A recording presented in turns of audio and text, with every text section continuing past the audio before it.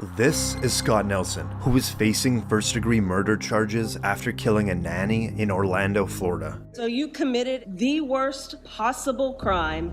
Nelson was recently released from a 25-year prison sentence for a bank robbery. After he was let go from his painting job, he decided to plan another robbery. Nelson broke into a house with a knife where a nanny was working as a caregiver. He kidnapped her, threw her in the trunk, and drove to a local ATM so he could withdraw cash. Nelson then drove to a remote location and stabbed her to death before ditching her body and the car, where he was later arrested. On trial, Nelson argued that the government was to blame. You bought zip ties. Yes, I did. You bought duct tape. That'd be correct. You bought a knife. I sure did. I bought that material because I had a plan in mind of how I was going to survive being thrown on the street again for what, the third or was it the fourth time by the government? And you know, you kick a dog enough times, they tend to bite back, and really, they just don't care anymore. Nelson continues testifying, showing no emotion, and finally admits to the murder. Somebody was going to pay for how you've been treated. That is very accurate. Who killed Jennifer Fulford? I did. He took the stand during the penalty phase, and this is what he had to say. How has your mental health been affected by your previous incarceration? I am a homicidal maniac. In the end, Nelson was found guilty of first-degree murder and was sentenced to life in prison. This is John Bunn. He spent 27 years wrongfully convicted of murder. I'm an innocent man, Your Honor, and I have always been an innocent man. While living in Brooklyn, New York, Bunn was only 14 years old when he was arrested by NYPD detective Louis Scarcella. Bunn later spent 16 years behind bars and then 11 years out on parole, where he still fought to prove his innocence. Then finally, his conviction was overturned based on the wrongdoing of Detective Scarcella and the fact that there wasn't even probable cause to arrest Bunn in the first place. I want y'all to know that y'all convicted and had a wrong man in prison. And after 27 years of fighting to clear his name, he is finally exonerated. I want to say thank you, Your Honor, because in 27 years, I've been fighting for my life. But before he leaves the courtroom, he has a moment with the judge. Bunn later filed a lawsuit against the city of New York and Detective Scarcella.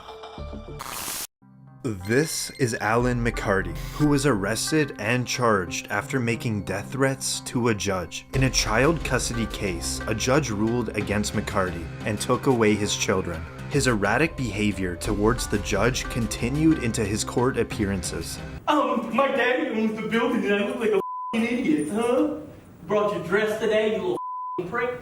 You wanna take my kids from me and act like that? You and that Shut the f*** up. I'm trying to think over here. After McCarty was found guilty for the original threats made to a judge, we now move on to the sentencing. What a bunch of guys, you stupid piece of then also, you threatened my life, you in the you back room. Suck my No, I'm not standing. Not resisting. I'm not resisting. I'm just not standing up. I'm not standing. I don't have to stand. McCarty is moved to another room to watch the court through a one-way glass, and he continues on making a disturbance. McCarty was sentenced to 20 years in prison. The judge also issued an additional 10-day sentence due to his actions in the courtroom. This is Markeith Lloyd, who is convicted of murdering a police officer in Orlando, Florida. I'm creating a relationship, but somehow I have absolutely don't know nothing about. And they framed me. Lloyd was already on the run from the police after he killed his former girlfriend, who was pregnant with his child. A month later, Lloyd is spotted in a Walmart. You can see him walking in. Moments later, Orlando Police Lieutenant Deborah Clayton pulls in. You can see her grab a cart and walk in. Reportedly, they cross paths every few minutes. Outside the store, Lieutenant Clayton was notified and she tried to stop and arrest Lloyd when a shootout begun. Lieutenant Clayton was killed during the interaction, being shot shot 4 times. Following the murder, Lloyd took off again, which led to a 9-day manhunt, where he was later found. During the arrest, he tried to escape, where he lost his left eye in the altercation. Here in court, Lloyd took the stand. Reportedly, he believed everyone was out to kill him. And I was just reacting, Mary. I was just reacting. Even when they opened the door, I just reacted. I fired 2 shots, I just reacted. The jury then found him guilty. It really hurts deep down inside. This is Lieutenant Clayton's sister giving a victim impact statement. She stood in the place as my mother when I didn't have one. I truly miss my sister. I truly miss her. And this is the moment that Lloyd hears that the jury unanimously recommends the death sentence. We, the jury, unanimously find that the defendant, Markeith Lloyd, should be sentenced to death. Lloyd seems to mouth something out to the public.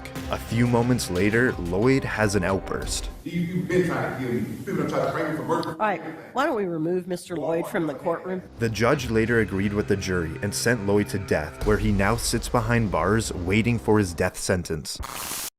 This is Darrell Brooks, who is convicted of killing 6 people and injuring dozens of others after he drove his SUV into a Christmas parade in Waukesha, Wisconsin. Reportedly, during his reckless driving, he reached speeds of over 30 miles per hour, and the prosecution argued that his driving rampage was intentional. He plowed through 68 different people. He kept going until he got to the end, and there was no more bodies to hit. It was intentional. After Brooks was arrested and charged, Brooks decided to represent himself in court. If you are allowed to represent yourself in this case, sir, you will not have attorneys assisting you. They're gone from this case. Do you understand that? I think I will probably be better served representing myself. Throughout the trial, Brooks was removed multiple times for constant interruptions and outbursts. It was here that his real personality was shown when he starts to laugh during a witness testimony. He told Erica that he was gonna find her and he's gonna kill her. Now, back in the courtroom, Brooks has an outburst as he didn't like how the district attorney pronounced the word defendant. I would like to provide the defendant and the court. So that had to be said. The defendant. I got one ear that work and I heard that. This is to benefit you, so that you understand Ain't none of this to benefit me. And now, Brooks is clearly frustrated. He decides to have a stare down with the judge. I need to take a break. This man right now is having a stare down with me. It's very disrespectful. He pounded his fist. Frankly, it makes me scared. The jury quickly found Brooks guilty of all 76 charges against him, and he was given 6 life sentences, plus more than 700 additional years in prison. This is Jaleel Smith Riley in a Cincinnati, Ohio courtroom, who police say confessed to a robbery killing a 20-year-old woman and seriously wounding her boyfriend. Portia Brooks was in her car with her boyfriend Aaron Martin when Smith Riley came up to her car with 2 others looking to rob them. When Smith Riley found out Martin didn't have any cash, he was shot in the head, leaving him with permanent brain damage. Smith Riley then shot at Brooks, which killed her 3 days later. Sorry. Go back up with me.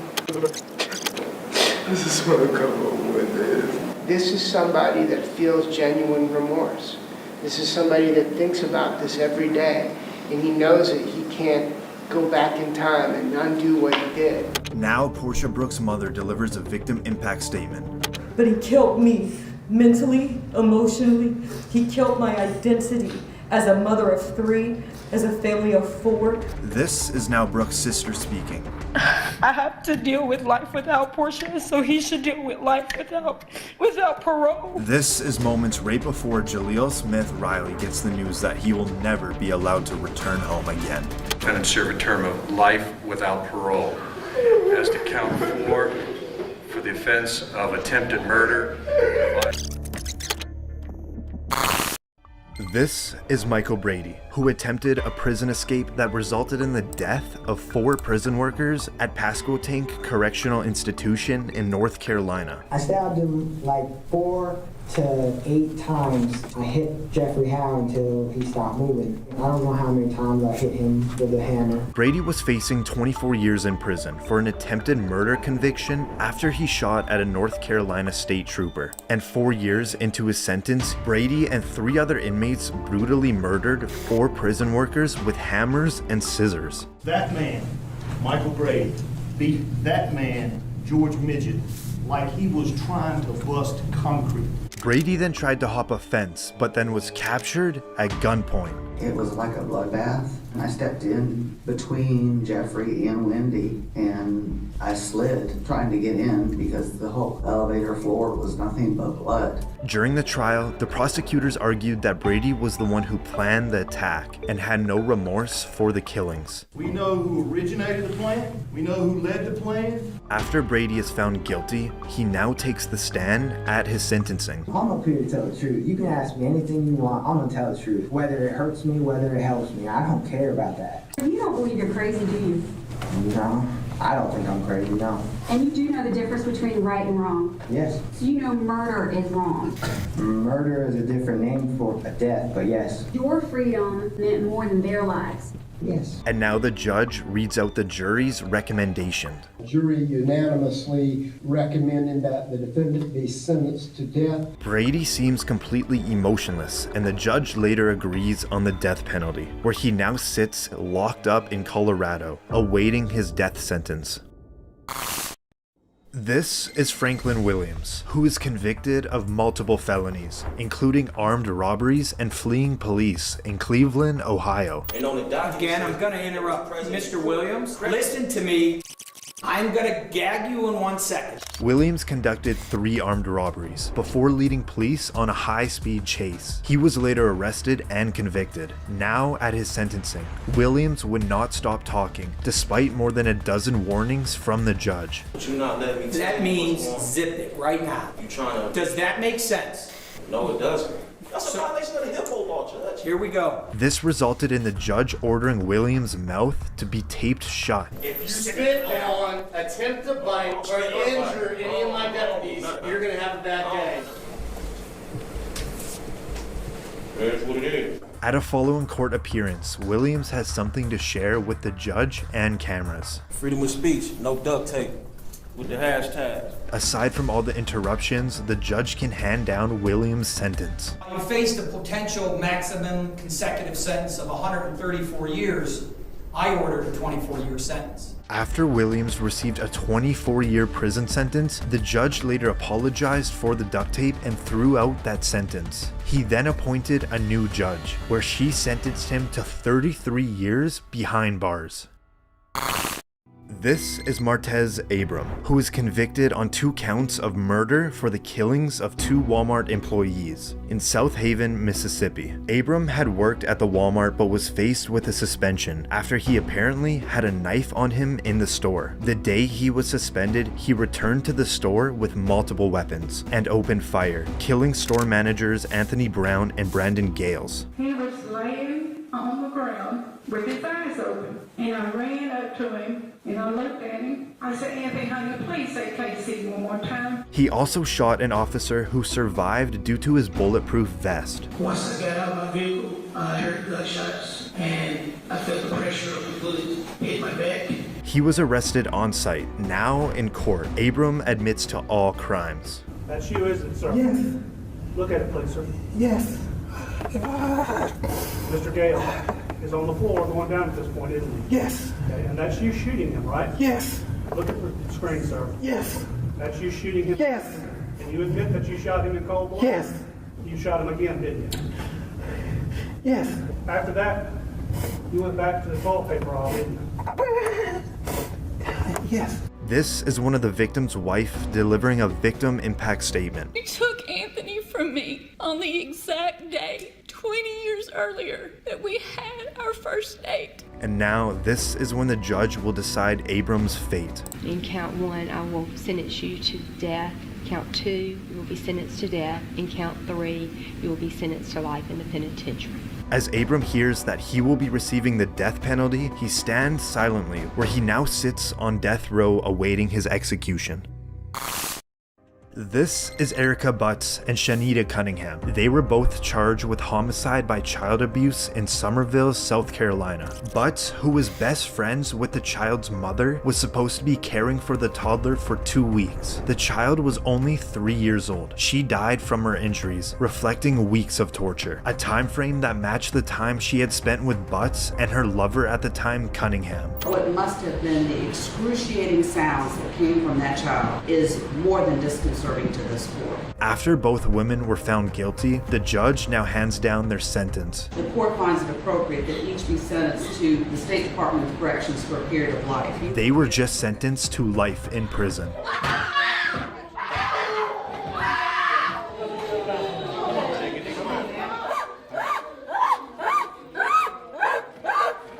Butts and Cunningham are reportedly at separate prisons serving their life sentences.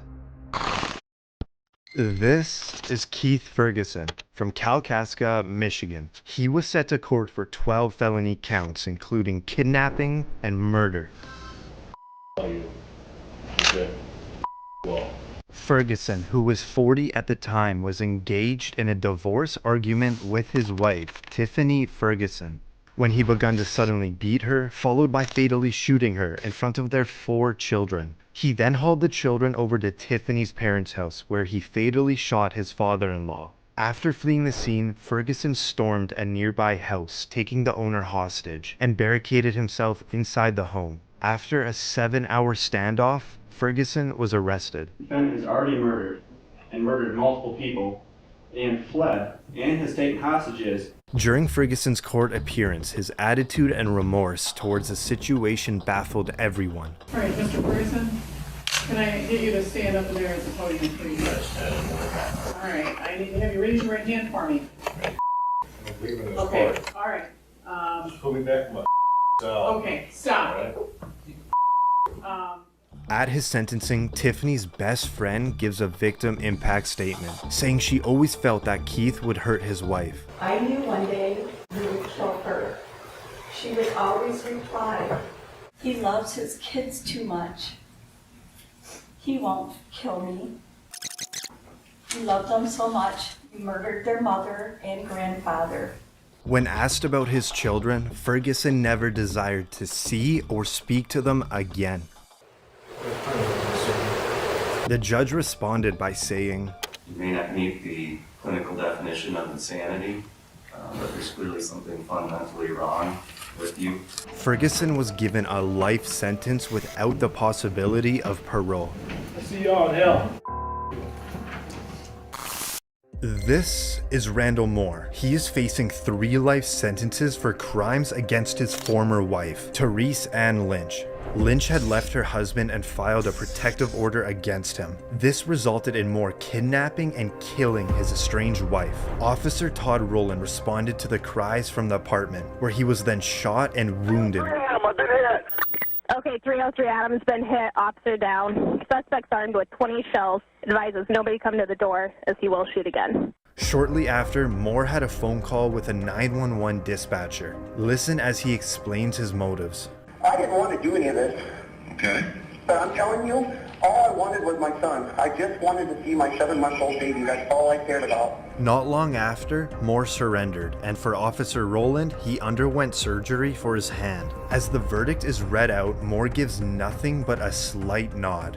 We, the jury, find the defendant guilty of murder in the first degree. We, the jury, find the defendant guilty of kidnapping in the first degree. Guilty of sexual abuse in the first degree. Guilty of attempt to commit murder. At Moore's sentencing, Lynch's mother gives a victim impact statement. What you did to my daughter, Therese Ann Marie Lynch, was evil, hateful, and despicable. You are now dead and rotting and repulsive to me.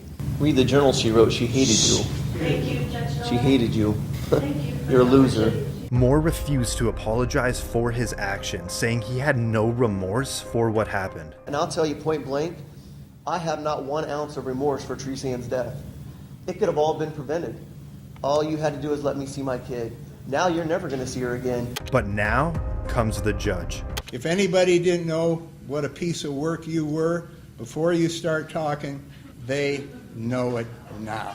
The court doesn't allow me to punish you any more than I'm doing now. If I could, I would. Moore was given a total of 3 life sentences plus 25 years for the attempted murder.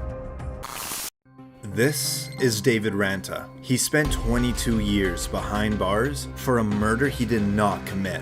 In Brooklyn, New York, Ranta was arrested by Detective Louis Scarcella. Ranta was put in a police lineup run by Scarcella and was identified as the shooter. But decades later, reportedly, the key witness revealed that the detective had provided him with a description of whom to pick in the lineup. There was no physical evidence linking Ranta to the killing, and the evidence presented to the jury was allegedly fabricated. Ranta was then convicted and sentenced to 37.5 years to life in prison. But after spending over 2 decades in prison, the former witnesses admitted that they were pressured into testifying against Ranta. And now, this is the moment his conviction gets thrown out. Mr. Ranta, to say that I'm sorry for what you have endured would be an understatement and grossly inadequate, but I say it to you anyway. The defendant's motion to vacate the judgment of conviction is granted.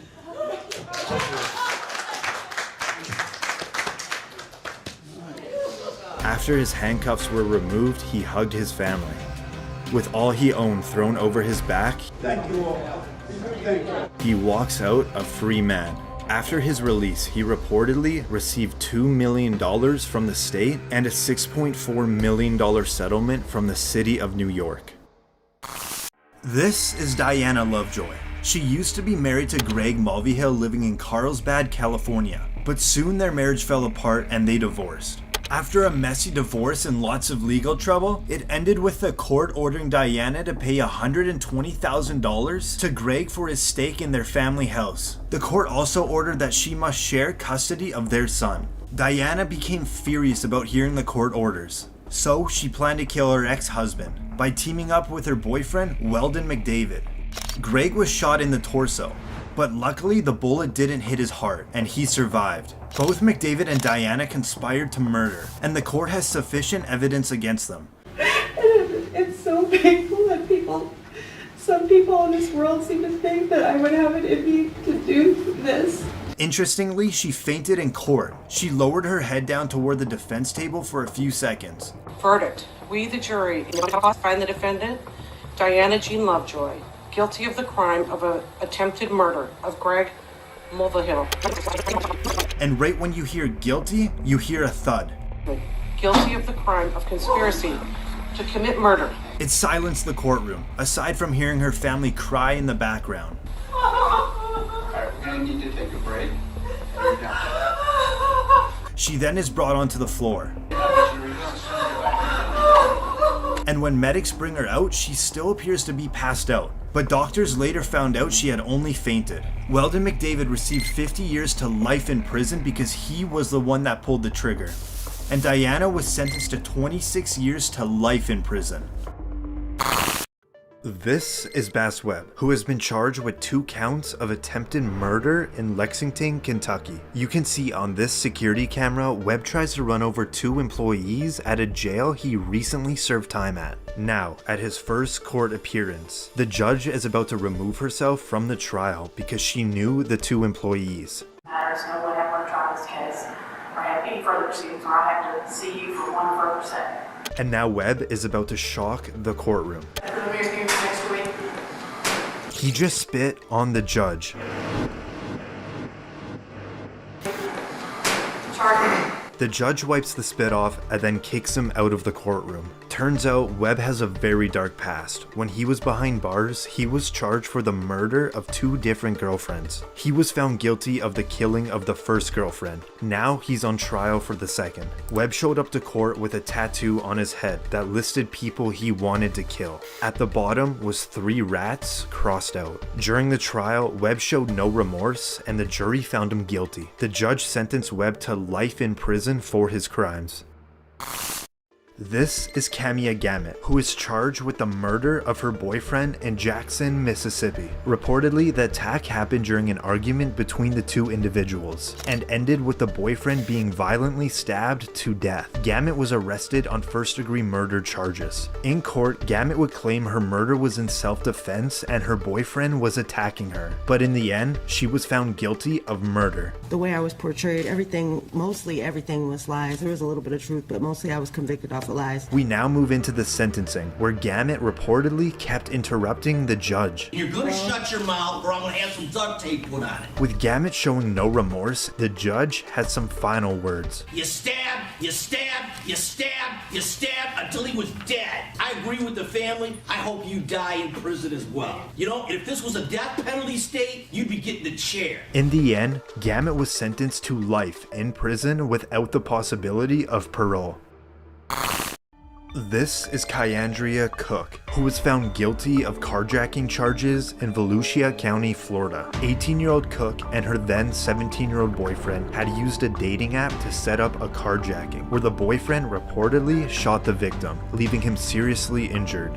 After fleeing the scene and being on the run, the pair attempted another carjacking just 2 days later, but they were arrested. Now in court, Cook stands in front of the judge for her involvement in the theft and shooting. She guilty of all 3 charges, sentence you to 20 years in state prison. That is Cook's mother that can be heard crying.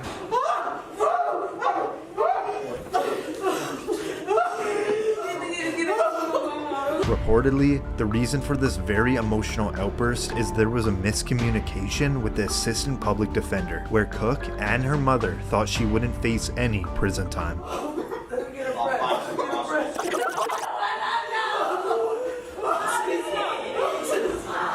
Cook's sentence was later reduced to 11 years in prison. This is Joel Delgado. He's currently being brought to the Pulaski County Courthouse in Little Rock, Arkansas. He's brought into court to face multiple charges, including residential burglary and theft of services. Reportedly, during his arrest, he claimed he was injured, so he was brought to a hospital. Now, the sheriff deputy is currently escorting Delgado into the courthouse to face his charges. But steps before they enter the door, Delgado loses his shoe, which just might be a distraction for his getaway plan. What'd you say, OJ? My shoe. Hey, you see a shoe back there? Where is it? With Delgado being in a neck brace and a wheelchair, it appears he can't walk, but he sure can run.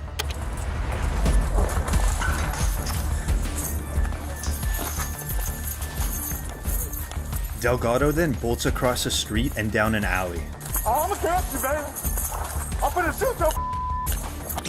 The deputy seems to lose him and searches through the streets looking for the suspect. Hey, can you call the police for me? Call the police for me. Call the police. What way it go?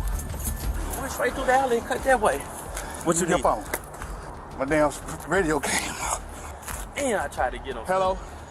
The wheelchair dude got up and ran. Yeah. I couldn't catch his. The wheelchair dude. I couldn't catch him, Bill. After no luck, the deputy makes it back to the front of the courthouse. The wheelchair dude ran. He had a neck brace on and all that. Did you really? Yeah. Didn't need that wheelchair very much, did he? Hell no. The deputy then meets up with his colleagues and breaks the news. Dude ran, man. Dude ran? Man, yeah. What? He took it off? Yeah, I couldn't catch that dude. He jumped the rail. It's on my camera, bro. Oh, what's that, man? He jumped the rail, kicked his shoe had came off. I bent down to get his shoe. He just ran. Took off on you, man. Yeah. Should have had curbed him to the wheelchair. However, the suspect's freedom was short-lived, as he was caught a few hours later, where he claimed he was injured and couldn't walk again. And now he faces an additional charge of third-degree escape. Reportedly, Delgado has pleaded not guilty to all charges against him. This is Ronnie O'Neill. He is a double murder suspect in Riverview, Florida. If you think I'm here to play around with y'all, God damn it, I'm not. O'Neill was 29 when he fatally shot his then-girlfriend Kenyatta Barron. Following this, he murdered their own daughter by striking her multiple times with a hatchet. She was only 9 years old. O'Neill also stabbed their 8-year-old son before pouring gasoline all over the house and setting it on fire. O'Neill was arrested upon fleeing the burning house. The son was able to escape but was critically wounded and suffered from burns. The first 911 call on the incident was from the girlfriend who was heard screaming before suddenly hanging up. 8 minutes later, another call came in from O'Neill. 911, what is your emergency? Hey, I just been attacked by some white demons inside Kiki. Kiki, her name is Kiki, and she tried to kill me. What's she at? Huh? After the arrest, O'Neill was psychologically cleared to represent himself in court. During the trial, he cross-examined his now 11-year-old son, who he stabbed, to which the son explained everything that happened. It's good to see you, man. Good to see you too. Did I hurt you that night of this incident? Yes. I did. And how did I hurt you? You stabbed me. O'Neill also accused the prosecution of fabricating evidence. Because he's playing a fraudulent damn recording of me beating Kenyatta Barron. I did kill Kenyatta Barron. After O'Neill was found guilty at his sentencing, the judge went on to say this was the worst case she's ever seen. This is the worst case ever in my life, and I have seen some horrors. He also stated that he was not sorry for what he did. I am not sorry for something I didn't do, and I am not sorry for the things I did do. O'Neill was given a total of 3 life sentences plus 90 years without parole. And for O'Neill's son, he was adopted by the detective who cared for him the night of the murders.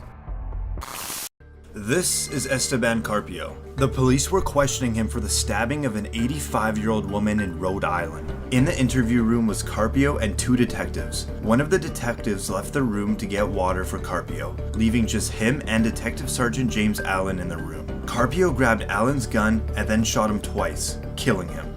He then jumped out of a window which was 3 stories high and made a run for it, but was apprehended just 45 minutes later. At his arraignment, Carpio came in wearing a mask designed to stop the offender from spitting and biting at others. With also his face being in rough shape, it stunned the courtroom. It wasn't so much Carpio with the shocking reaction, more so his family members, making accusations of police brutality.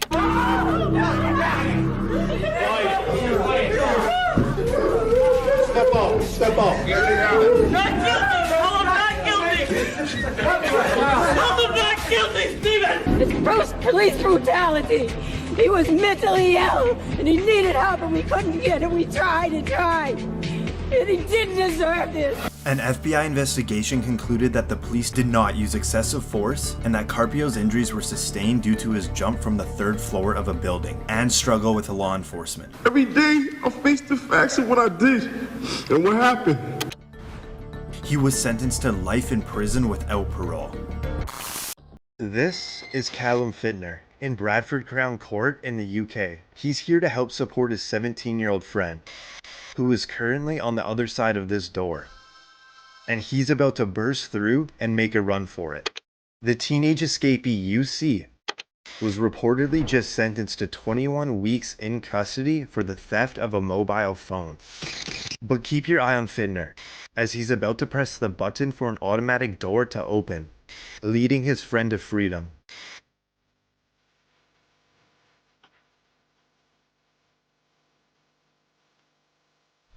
First goes the teenager, then 1, 2, 3, 4 security officers chasing the suspect, and it appears Fitner takes a different route out of the building.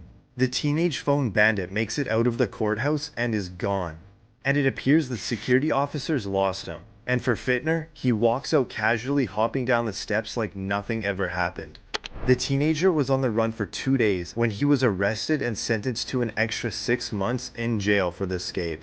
Fittner pleaded guilty to aiding and abetting his friend's escape and was jailed for 3 months. This is Jessica Groves, who along with her husband, Daniel Groves, are both charged with the murder of their own 2-month-old child in Portsmouth, Ohio. Tell the jury how you killed this baby. It was an accident. Not your excuse. How did you murder this baby? How did you cause these injuries? Reportedly, when the father found the child unresponsive, he later testified he didn't alert authorities because his wife threatened to blame him. That's when the child's body was found at the bottom of a 30-foot well inside a milk crate, wrapped in plastic. Reports found that the child suffered fractures to his skull, arms, ribs, and leg. The mother and father had initially pleaded not guilty, but in a shocking twist, Miss Groves takes full responsibility for the killing of the child. Jessica, did you and you only cause the death of your son, Dylan Groves? Yes. Did Daniel Groves participate in the killing of Dylan? No. Was Daniel Groves aware of any of the injuries that you caused that may have led to his death? No. Did you hide all injuries that you caused Dylan from your husband? Yes. Prosecutors initially claimed they were both responsible for the child's death, and now they demand the truth. How did you murder this baby? How did you cause these injuries? I have sit here and admitted. Answer the question, please. How did you cause these injuries? It was an accident. Not your excuse for what happened. How did you cause these injuries? By dropping him. How did you cause that first 2-inch skull fracture? I don't remember. I've admitted to my guilt. How did you? And I have to live without my children. I'm done talking to you. You are talking to me because you're sitting on the witness stand. Tell them how you caused that injury. Miss Groves is unable to remember how the child was killed, but she claimed she is the sole reason for the child's murder and acted alone. My client, Jessica Groves, was and still is a drug addict. There is no doubt about that fact. She, and she alone, caused the injuries to Dylan Groves, which led to his death. She murdered Dylan Groves. Groves was found guilty on all 11 counts and was given life in prison with no possibility of parole. Her husband was cleared of aggravated murder, but he was found guilty on the remaining 10 charges and was sentenced to 47 years to life in prison. This is Kimberly Long, who was sentenced to 15 years to life in prison for a murder she never committed in Riverside, California. Long arrived home and discovered her boyfriend dead. She immediately called 911. Despite being the person who found the dead body, Long ended up becoming the lead suspect. She was soon convicted of second-degree murder and sent to prison. But 7 years later, forensic evidence showed that her boyfriend died long before she had arrived at the scene, and there was DNA of an unknown male at the crime scene. The conviction now gets overturned. The judgment of conviction is vacated and a new trial will be ordered. Long is now outside of prison. The prosecution soon dropped all existing charges. I feel happy, elated, relieved, just a lot of emotions right now. Long reportedly received $386,000 from the California Victim Compensation Fund. This is Anthony Kirkland, who is a convicted serial killer in Cincinnati, Ohio. They say I am evil and a monster. They're right. Even my mom hated me, but I don't blame her. Kirkland had previously served a 16-year prison sentence for the killing of his ex-girlfriend. A few years after his release, Kirkland begun his killing spree. Over a 3-year period, he killed 4 women, 2 of them being teenagers. Kirkland was arrested after his 4th murder, as he was caught with one of the victim's watch and iPod, which made him a lead suspect. Eventually, police were able to pin all the murders to Kirkland. Now in court, as the charges are being read out, Kirkland is facing the death penalty, and next, he appears to faint. Count 4, aggravated murder. Kirkland was later found guilty on all charges and sentenced to death. He is currently on death row awaiting his execution at the Chillicothe Correctional Facility.